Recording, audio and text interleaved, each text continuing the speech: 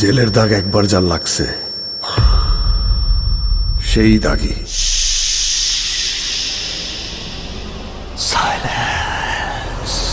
Hi guys, my name is Rida and welcome to my channel and welcome to new video. দাঁড়াও একটু চশমা পরে নি।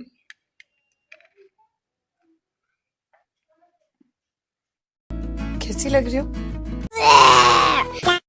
তো গাইস, শাকিব খান আর আফরান নিশুর ভিতরে যে ঝামেলাটা চলতেছে ওটা আরো বাড়ছে, কারণ দাগের টিজার এসে কালকে।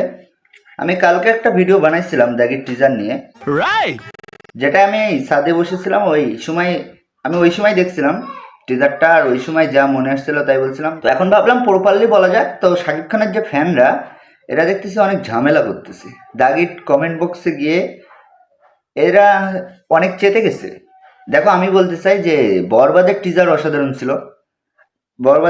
অসাধারণ ছিল, কিন্তু দাগের টিজার খারাপ না, দাগের টিজারও অনেক ভালো হয়েছে।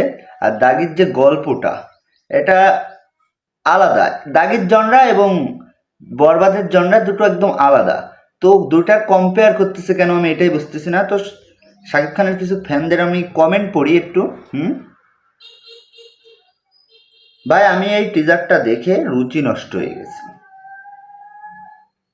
তাই আমি আজকে 10 বারের উপরে বরবাদের টিজারটা দেখলাম।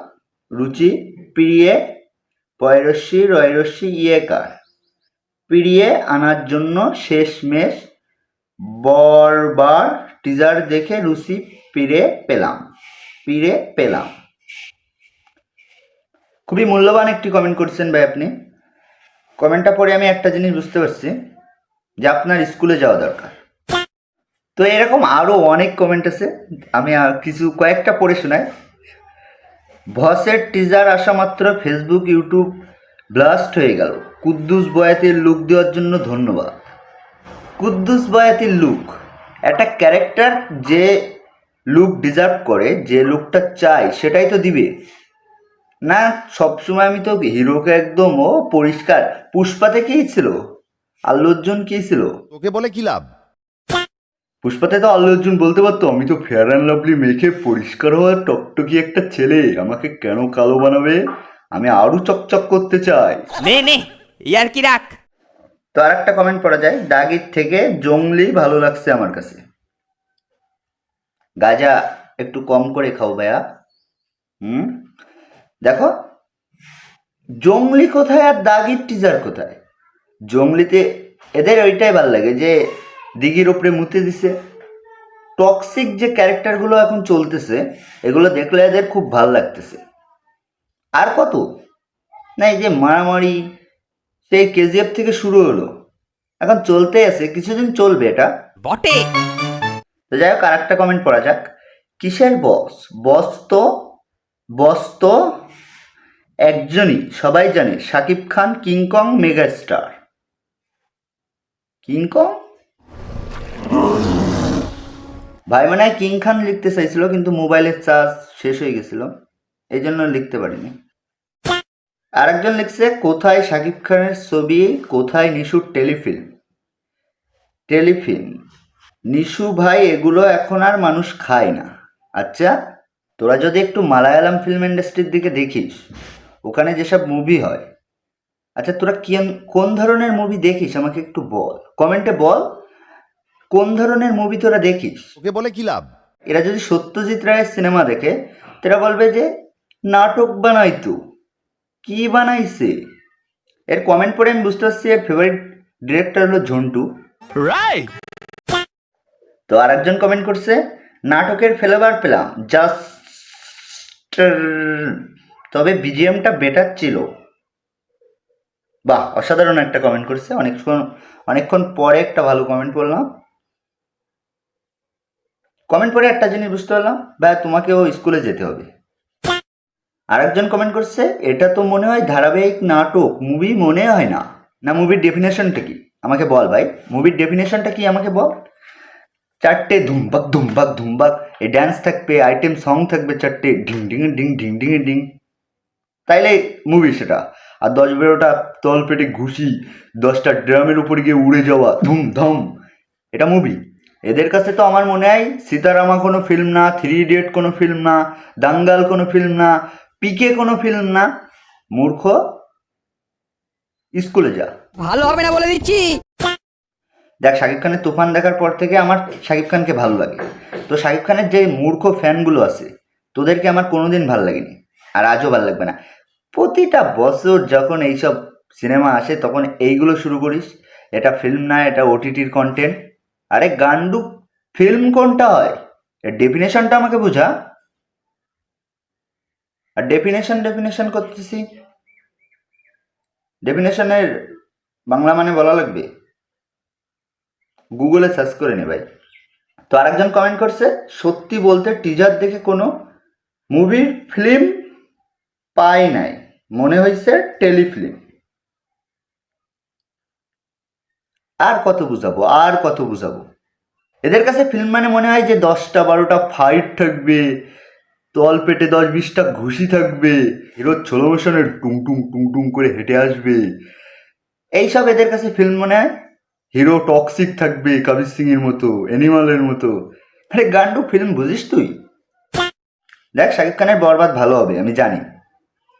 একটা বাংলা সিনেমা যেভাবে চলতেছে তার অনুযায়ী অনেক ভালো একটা সিনেমা বানাইছে। তার মানে এই নয় যে দাগি ভালো না, তাই না?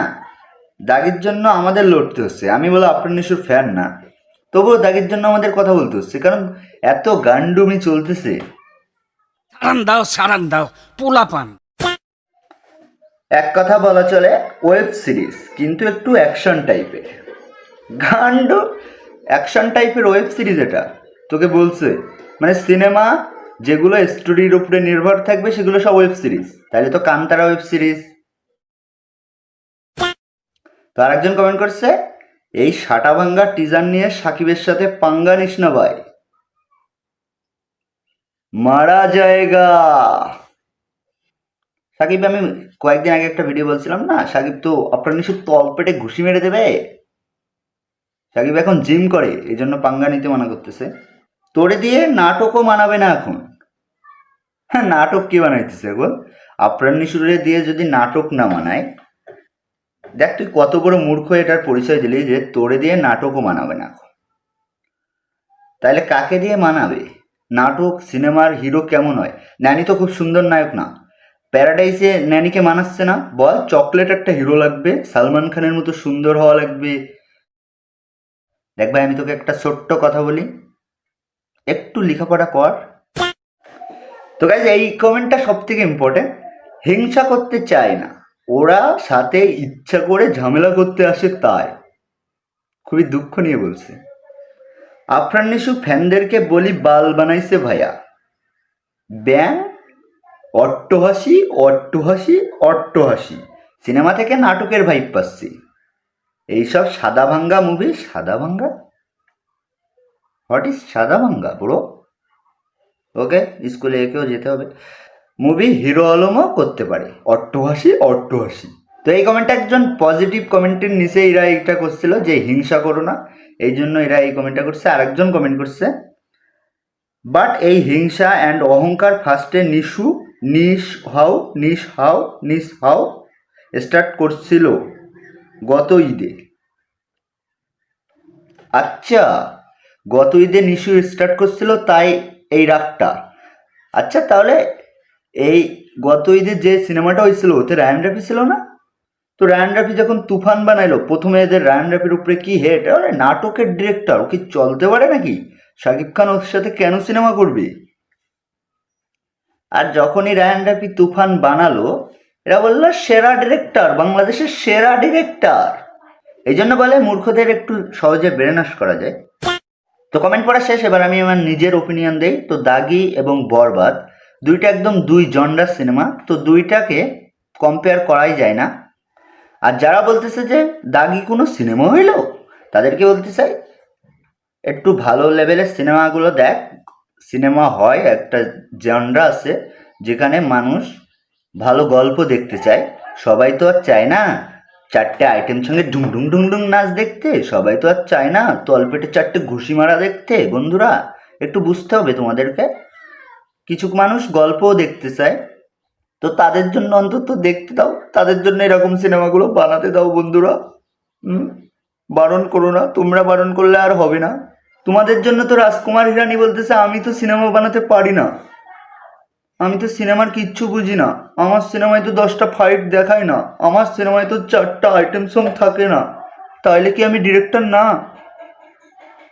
এখন আমরা রাজকুমার হিরানিকে কি বলবো? তোমাদের জন্য সব। তো একটু দেখো, সাপোর্ট করো বন্ধুরা, সাপোর্ট করো, ভালো গল্পের সিনেমা সাপোর্ট করো। জোকস আবার। তো এই যে এই ইন্ডিয়ান সিনেমার যে কপি করে সিনেমা বানানো, ইন্সপায়ার্ড হয়ে বা কপি করে যায় বলা যাক, এ বানায় কোনো লাভ নেই ইন্ডাস্ট্রির। কারণ ইন্ডাস্ট্রি যখন নিজের একটা পরিচয় বানাতে চাইবে, লোককে বোঝাতে চাইবে এটা আমার ইন্ডাস্ট্রি, তো নিজেদের একটা ট্রেডমার্ক থাকা লাগবে তাতে, যে এটা আমাদের গল্প। Right.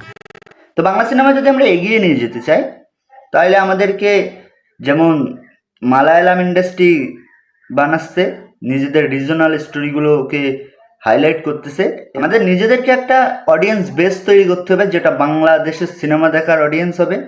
পায়ের ধুলো দাও। না তো প্রতিটা সিনেমার শেষে বলতে হবে যে ও অ্যানিমাল দেখতেছি আমরা একটা, না আমরা তো এবার কেজিএফ দেখতেছি। প্রতিটা সিনেমা কেন ইন্ডিয়ার সিনেমার সাথে কম্পেয়ার হবে?